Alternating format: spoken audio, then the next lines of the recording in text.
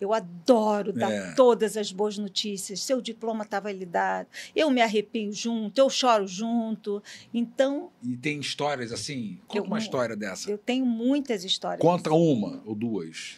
Não, a fisioterapia é uma profissão muito difícil de validar. Lá? Tem muito fisioterapeuta lá? Não, tem muito indo, né? Mas indo? Não tinha ordem profissional há pouco tempo. Agora tem a ordem profissional, né? Então, a primeira vez que... E tem muitos processos que também são negados. Então, assim, isso me marcou muito, porque o fisioterapeuta, quando eu consegui validar, aí eu faço questão de ligar, né? Quando é má notícia, a gente manda um áudio pelo WhatsApp. Você está brincando? Claro que não. Mas, e aí eu liguei, assim, a pessoa quando viu que ia poder ser... Hoje eu tenho muita gente validada, né? Mas foi a minha primeira de fisioterapia. Ela chorava de um lado, eu chorava de outro. E aí eu não parei por aí com essa cliente, que a gente chorava junto. Ela falou, eu preciso muito trabalhar. Ela tinha se separado, estava com uma vida difícil. Andréia também vai para lá, Andréia? Quando? Está pensando em ir? Andréia é uma convidada, já falei no início dela? Não falou Andréia, dela. Andréia Roisman. Não, Andréia Roisman. A Andréia, ela é irmã do livro que eu indico, A Escolha. Eu não trouxe hoje por uma questão que eu tinha que fazer outra coisa aqui hoje. Mas ela veio apoiar a Solange. Você vai? É sério? Meu filho já mora lá. Teu filho mora lá? Foi estudar. Estudar o quê? Economia. Fala aqui no microfone. Foi estudar economia. Foi estudar o quê? Economia. Economia onde? Administração, que lá é business, né? Tá. Não importa. Foi estudar lá em Porto ou Lisboa?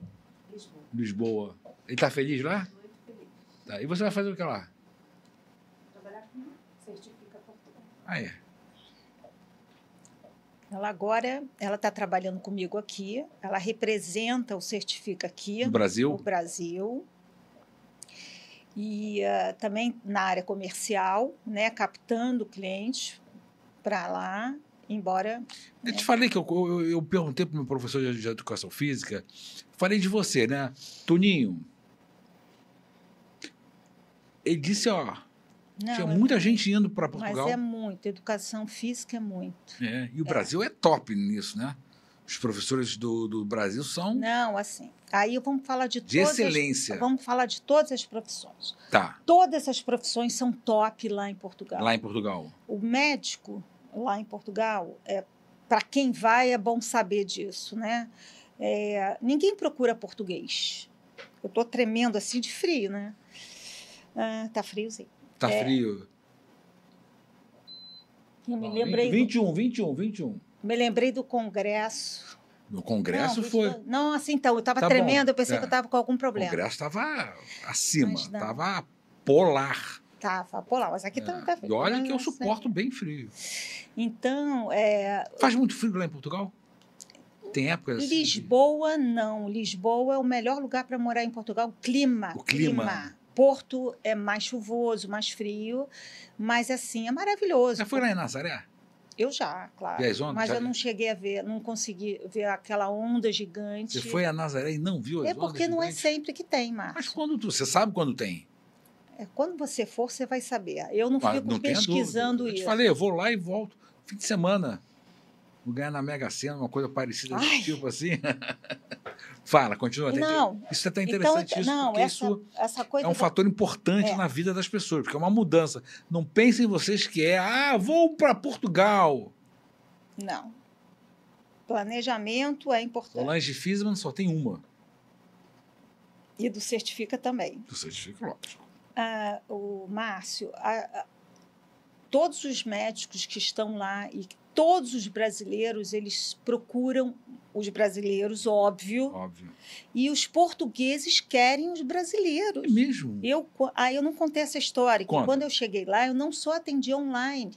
Eu comecei a captar clientes também para a minha área, né? Atendia casais, porque eu adorava, como psicólogo, eu adorava atender casal.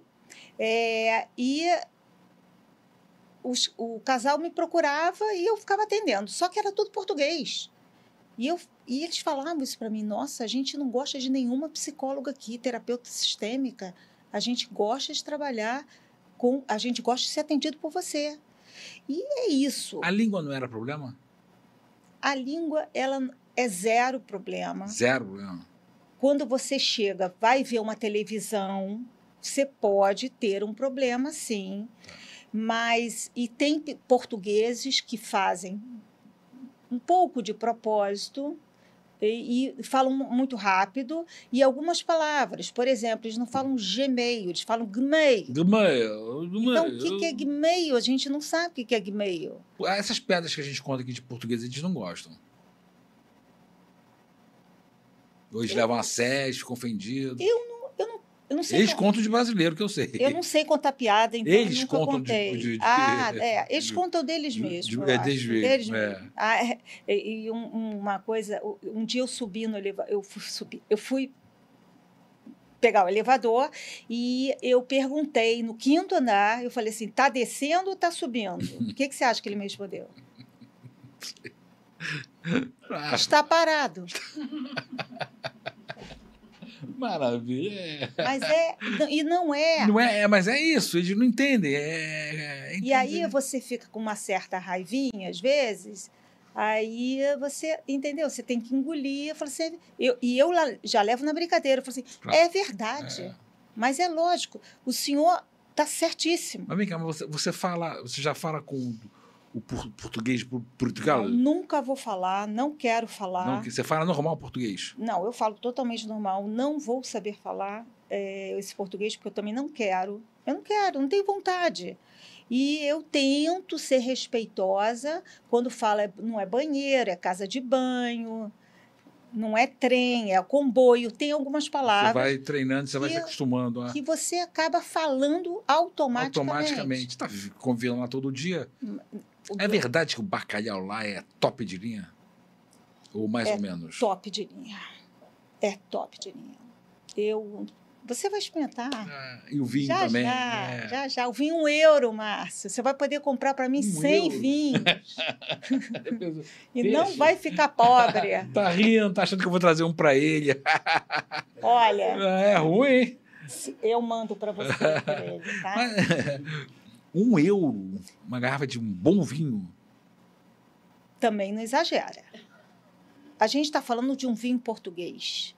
Se eu trouxer esse vinho para cá de €1, você vai falar que o vinho é maravilhoso. Com certeza. Agora, quando você está lá e você lida com os portugueses... Eu tenho uma teoria que é a seguinte, vê se você concorda comigo. Qualquer perfume francês é bom, qualquer vinho francês é bom, assim como qualquer café brasileiro é bom. É uma questão de... qualquer feijão brasileiro. É que você tem as suas preferências. Em Portugal, a mesma coisa. Qualquer vinho português, qualquer azeite português é bom. Você tem uma qualidade. Gostou da minha? Fantástico, né? Genial, né, peixe? Vai lá, Solanginha. Já estamos chegando a acabar lá. E o que nós estamos falando? Estamos falando do... Está parado. Mas antes disso a gente está falando, porque eu tinha que contar essa. Você está falando... dos médicos. Dos médicos não, dos profissionais. Você falou que você é psicóloga, que o pessoal gosta de ser atendida por você. Isso. Então, o que acontece... Acho que tem a ver com o calor humano, sim. Nós somos muito diferentes. Só que uma coisa que eu admiro neles e que eu tenho bastante é ser direta. Direta. Eu não gosto de... Porque você chega em qualquer lugar, o brasileiro se explica demais, perde-se tempo demais. Eles não têm isso. Não, o europeu. Não, o europeu não tem isso. Então, você tem que ser direto ao assunto. Porque não tem isso de você ficar explicando. Porque, olha, eu estava... eu demorei, porque não sei o quê. O brasileiro fica contando suas histórias e não vai ao ponto. E eles não gostam disso. Então, eles... papum. Só que pessoas muito melindradas, muito emocionadas, não gostam de Portugal. Não gostam, porque é tiroteio o tempo todo. E não é porque eles atiram, é porque é cultural. Cultural. Eles são europeus e é isso. E você está numa outra cultura, num outro país, necessariamente você tem que se adaptar ao mundo deles, não eles ao seu. E o que confunde, Márcio? O português. Como eu falo português, eles falam português, parece que a gente está lá invadindo e a gente está na terra nossa. Porque eu estou te falando, onde eu moro, eu acho que assim, eu não encontro mais português. Você vai em um restaurante lá, quando você for, é só brasileiro trabalhando, mão de obra barata. É porque você não se planeja, você chega lá. Né? O que é barato lá? Quanto é que ganha lá um cara para trabalhar no restaurante? Um brasileiro? Tipo salário mínimo. Qual o salário mínimo? É uns 800 e poucos 800 euros, né? Mas sabe quanto tá para alugar um quarto lá? Uma faixa de 500 a 600. O pessoal se vira. O que acontece? Às vezes mora com 3, 4. Tem que se virar, né, Márcio? Não é fácil. Mas, olha só.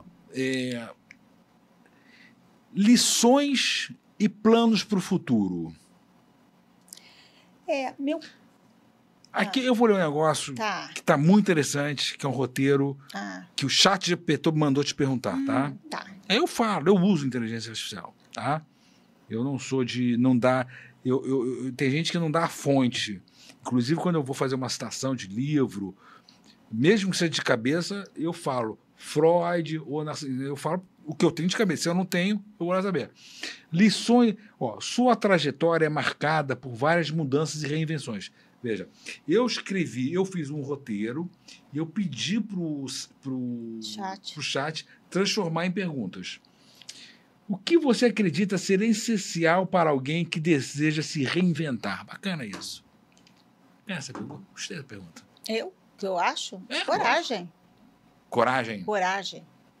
Acreditar em si. Acreditar que é possível. Porque se você não acreditar... Eu não tenho essa ideia. Eu penso assim. Porque... Mas a gente está aqui para saber o que você pensa, não o que eu penso.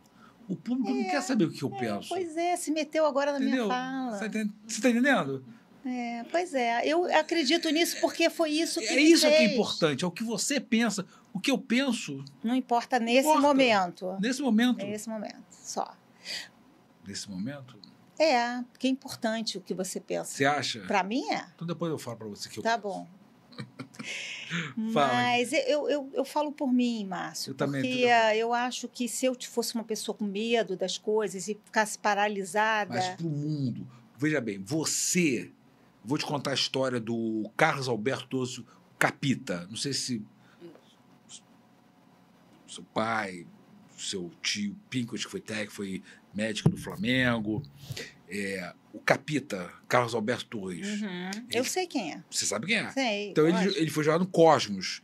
Jogou no Cosmos, ao lado do Beckenbauer, Pelé, tinha um outro lá que eu não estou lembrando, Gigia. Não, Gigia não, tinha um outro lá. Bom, aí ele voltou para o Brasil e foi ser técnico de futebol. Aí passou um tempo, ele voltou lá, ou foi receber um prêmio nos Estados Unidos ou na Alemanha, e o Beckenbauer estava lá. Aí o Mister chamou, aí estavam conversando, aí o Carlos Alberto falou assim, Beckenbauer, eu tenho um problema lá com os jogadores, porque eles não sabem dar um passe. Olha só que é uma coisa interessante isso. Eles não sabem dar um passe. Eu tenho que ir até lá e dar o passe. Aí o Beckenbauer falou para ele assim, Mr. Torres, se você quer ser técnico de futebol, não tem outro jeito.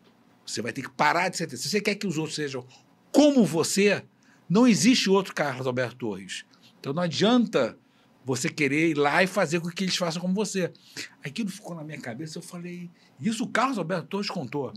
Foi quando ele repensou a vida dele como técnico e ele parou de querer que os outros fossem... Você entende? Sim. Solange... One. O que as pessoas, assim, precisam, assim, de forma ampla? Por exemplo, tem uma pessoa que passa, eu quero me mudar para Portugal.